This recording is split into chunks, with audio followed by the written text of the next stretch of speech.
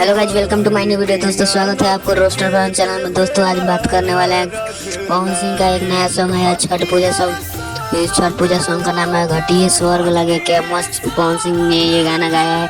आप देख सकते हो स्क्रीन पे पवन सिंह का काफी बवाल सॉन्ग आया है। ये स्क्रीन पे आप देख रहे होंगे।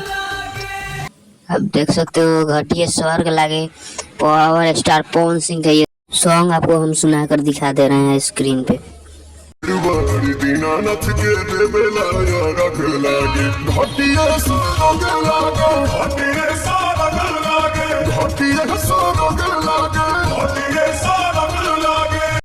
खेसारी लाल यादव का फैन खेसारी लाल यादव को पूरा भड़क चुके हैं, क्योंकि खेसारी लाल यादव अपने फैन को फोटो नहीं दे रहे थे अपने साथ। तो खेसारी लाल यादव का फैन खेसारी लाल यादव को देख सकते हो क्या क्या बोल रहे हैं।